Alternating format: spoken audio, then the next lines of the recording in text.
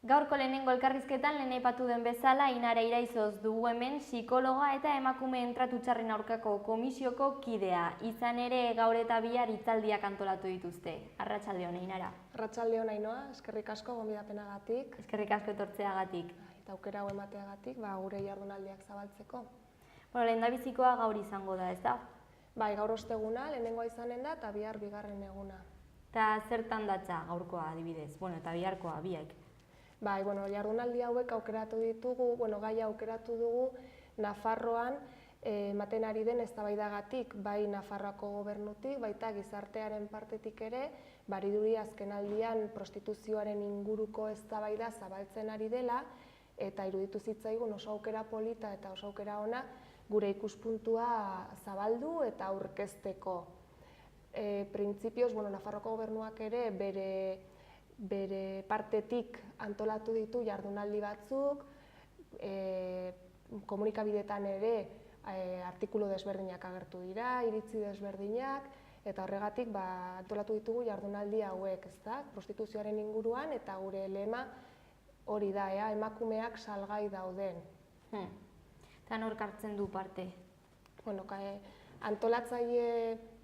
Antolatzailea gu gara, Euleak izena dugu, eta da Nafarroako emakumeen kontrako indarkeriaren hausnarketarako komisioa da.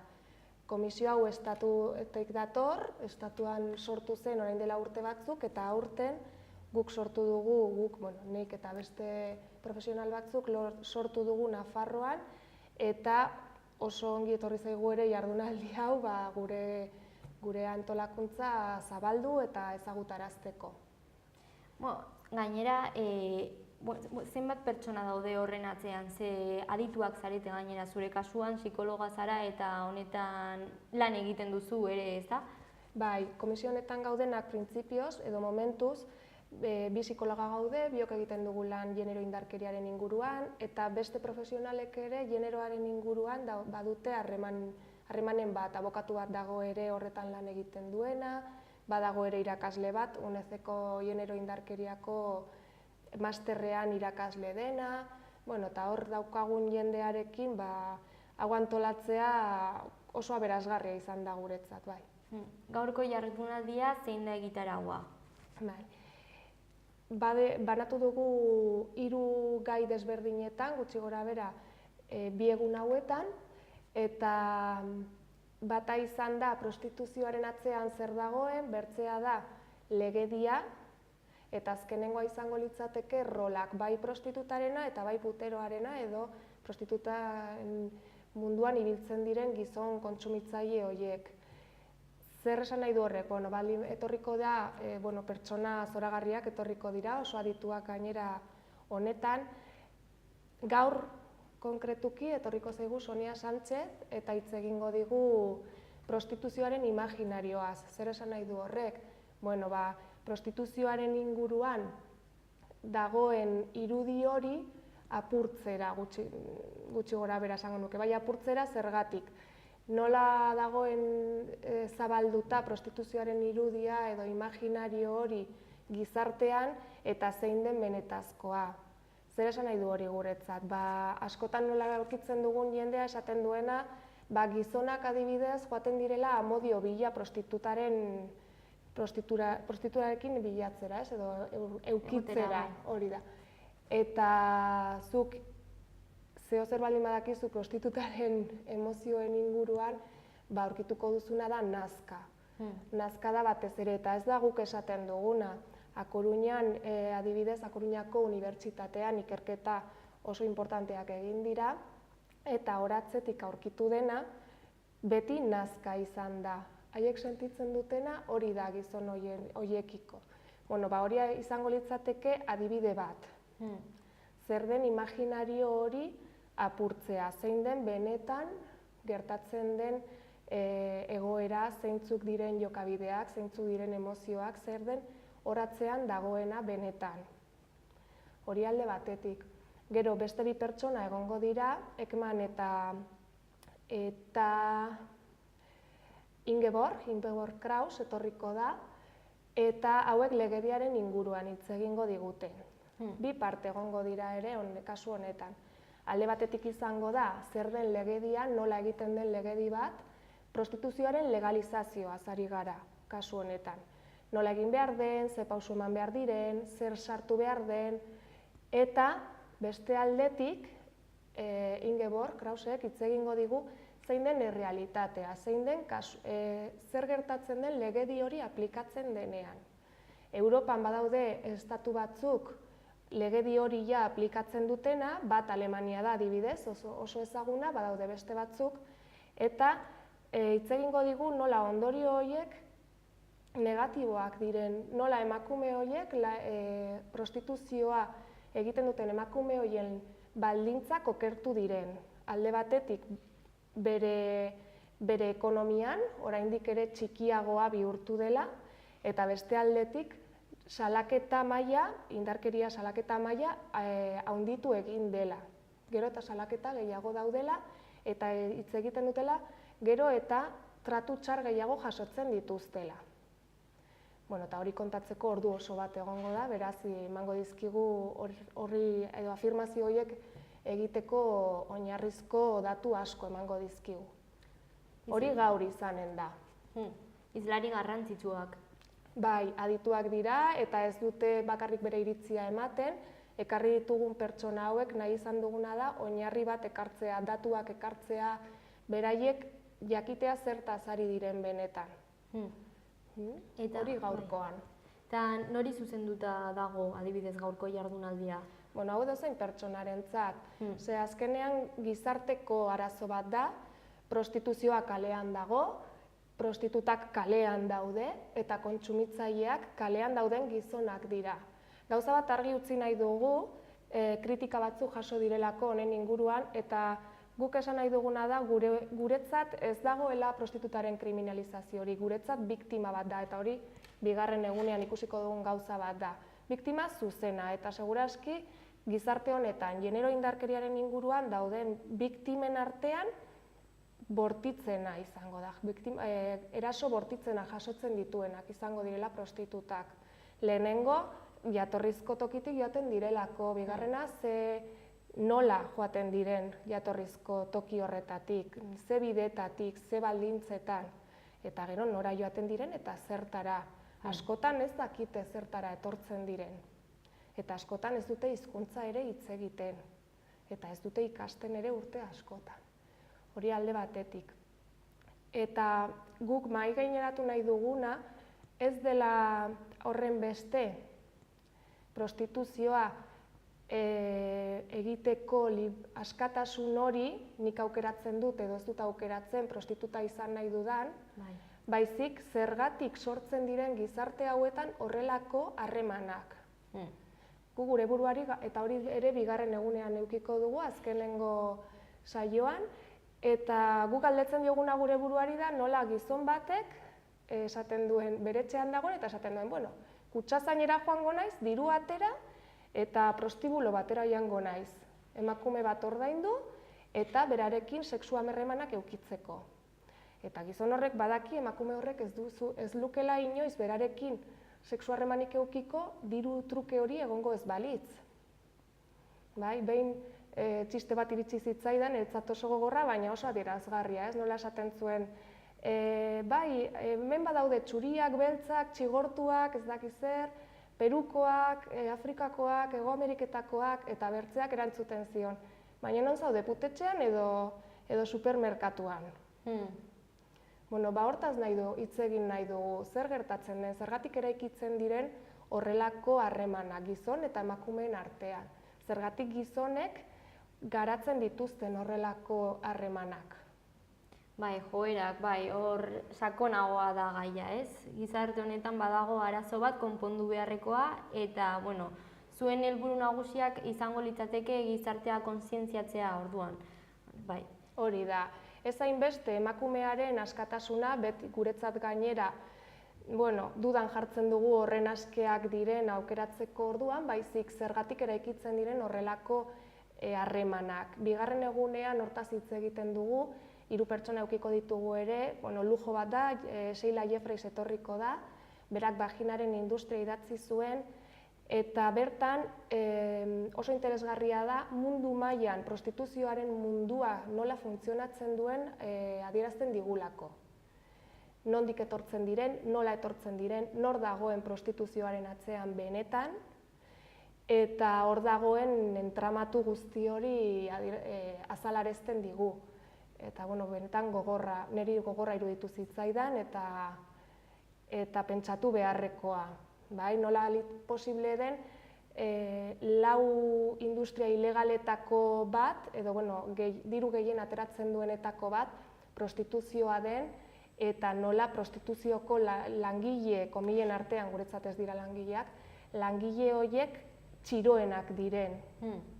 Honen arira, batzutan beste eztabaida bat dago, ezta? Langileak ote diren edo ez. Nik beti erantzun berdina esaten dut, proxeneta zer da gerentea? Inork ez du pentsatzen proxeneta langile bat denik.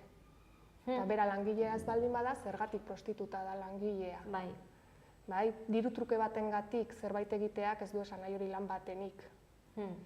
Eta ondoren, izango ditugu Amelia Tiganus eta Mari Jose Barahona, eta bi aspektu desberdinak bi parte eta hitz egingo digute, prostituta biktima bezala hartzearena, eta beste aldetik, putero edo gizon horretaz hitz egitea. Zergatik egiten duen hori, zer gertatzen den horatzean, nola aldatu egin den, nola den posible geroz eta suposatzen da, berdintasun handiagoa dugula emakume eta gizonen artean, eta prostituzioa gero eta handiagoa den.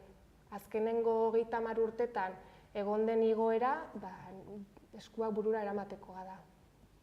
Eta zein da adibidez Nafarroa mailan honen egoera? Hontaz hitz egitea oso zaila izaten da ilegala delako. Baina egia da gu fronteran gaudela, Nafarroak frontera duela, hortik sartzen dena ez dakigu zenbat den, ez da nolako dimentsioak dituen, baina hor dago, badakigu hortik sartzen dela, eta badakigu ere prostituzioa egiteko 3 modu desberdin daudela, bata dela prostibuloak, denek ikusi aldutenak eta argi horiek dituztenak, beste batzuk pisuak dira, zeinetan egon daitekeen pisu bat 14 emakume txinatarrekin, hizkuntza hitz egiten ez dutenak, etxe horretatik inoiz ateratzen ez direnak, aurreko urtean edo aurten izan den, urtea bukatzear dagoenez, denbora ez dut oso ongi kalkulatzen, baina uste dut aurten izan zela Guardia Zibilak horrelako pisu bat desmantelatu zuena, emakume txinatarrekin. Eta gero kalekoak, kalean ibiltzen direnak. Eta guztia noski, proxenetek eramaten dute. Eta zer egin daiteke hau borrokatzeko? Nik uste lehenengo posizio argi bat hartu behar duela, gizarteak, emakumeak batez ere, prostitutak emakumeak dira, edo gara, eta liderazgo hori emakumeok eraman behar dugu, hori alde batetik, eta bigarrena da, hori guk planteatzen duguna gizon hauei ez, baina zu zergatik joaten zara prostibulo batera, zertarako, zer bilatzen duzu hor. Hori aldatu ahal duzu, eta hori gizonari galdetuko nioke. Prostituzioaren kontsumitzaileen 89,7, ia 100% gizonak direlako. Eta beste alde batetik, prostituta emakumea edo gizonaren baldintzak guztiz desberdinak direlako, bai ekonomikoki eta bai egiten dutenarekin. Eta handiagotu dela esan duzu? Azkenengo 30 urtetan sortu den, hori Sheila Jeffresek oso ongi esaten du bere liburuan, badago beste bat ere, nola da, liburua, La prostitución en el corazón del capitalismo izena duena, Rosa Koborena, aurreko astean ere hemen Iruñan izan genuen, oso interesgarria, eta horiek hitz egiten dute 30 urte hauetan gertatun denari buruz. Nola sortu duten beste 4 industriekin batera, esan nahi dut, prostituzioaren industria ilegal honetan lan egiten dutenek, eskala handian esan nahi dut, mundu mailan, beste 3 handiekin egiten dutelan, ez da gauza bat desberdina. 4 industria handienak ilegalak dira edo Prostituzioa, armak, organoak, pertsonen organoak, eta sustantzia ilegalak. Eta dena gauza berdina dira, pertsona berdinak edo estatu berdinak dabiltza beti gauza hauen atzetik. Eta komisioan adibidez, zer nolako kasuak hori lantzen dituzue? Bueno, edo etortzen dira? Bai, komisioa sortu berria dago, Nafarroan, komisio hau estatu mailan sortu zen aspaldi, delegazio bat egin dugu orain Nafarroan, eta jardunaldi hauek oso ongi etorri zaizkigu, komisioa zabaltzeko, komisioaren lanak zabaltzeko, eta izenak esaten duen moduan, tratu txarren inguruko edozein gai berez. Claro, guk azkenean pertsona gara ere, eta gure lanaren edo gure inkietuden arabera egingo dugu lan, orduan, orain jardunaldi hauekin gaude, Nafarroan hain ezaguna izan den txapen salaketa ere guk jarri genuen, lan horren atzetik ibili ginen, eta gero, orain hurrengo urterako proposamen berriak ditugu, zuzenduagoak agian genero indarkeria gertatzen diren bikote harremanekin. Baina, prostituzioaren inguruan jarraituko dugu, oso proiektu importantea dela guretzako, lan handia dagoelako, eta batzuk utopia dela esaten dute, baina guk uste dugu utopiekin hasten direla aldaketak. Eta hortik jarraituko dugu printzipioz, ideia batzuk ditugu, baina oraindik garatu beharrekoak, gobernuko zenbait pertsonekin hitz egin beharrekoak ere, eta lan luzea, hain ikuste, luzea izanen dela, baina polita. Bai, zoritzarrez, tratu txarren gaia oso zabala da, ez? Esan duzun alde batetik bikoteak daude, prostituzioa, baina, bai, zerbait egin behar da. Bai, aurten adibidez, datu berri bat atera zen atzo ederen egun, ez nago ziur, esaten zuena Nafarroan aurreko urtetik urte hontara, daramagun denbora honekin, hilabete hauetan, genero indarkeriako salaketak 73% igo direla, urtero igotzen dira. Analisi bat egin beharko litzateke, eta hori soziologoentzat izango litzateke, ea benetan indarkeria gehiago dagoen, edo salaketa gehiago dagoen, edo biak ote diren. Hasieran salaketa gehiago zeudela esaten ziren, baina nik uste ikerketa bat egiteaz legokela gaizki. Bakarrik nire usteagatik zeozer esateak ez duelako funtsarik, eta hobe dela gauzak datuekin mahai gainean esatea. Kanpainak, hitzaldiak eta barantolatzeaz gain, kasu konkretuekin egiten duzuelan? Genero indarkeriaren inguruan esaten duzu, ez dugu egiten, zen Nafarroan zerbitzuak badaude, udaletxeak badauka 0,6eko edo emakumearen arretarako zerbitzua badu, gobernuak ere badu berea, biktimen bulegoa, eta ez dugu hor sartu nahi ere, arreta egiten zaie bai biktimei eta bai erasotzaileei, orduan, momentuz nik uste gurea ez den alor batean sartzea horrela hasieratik gehiegizkoa dela. Eta zerbitzuak publikoa gainera dira eta horretarako daude eta erabili beharrekoak noski. Momentuz gaur eta bihar jardunaldiak daude, birgogoratzeko irekita dago edonor gerturatzeko, ez da? Bai, hala da, edozein pertsona joan daiteke. Orain arte inskripzio bidez egin dugu, gaur arte, baina gaur izanik tokia badago eta gonbidatzen ditugu pertsona guztiak ara hurbiltzeko. Hezkuntza departamentuan izango da, Santo Domingo kalean, areto nagusian. Gaur eta bihar ordutegi berdina izango dugu, 4:00-tik 8:00etara. Intentsoak izango dira, baina benetan interesgarriak, bai.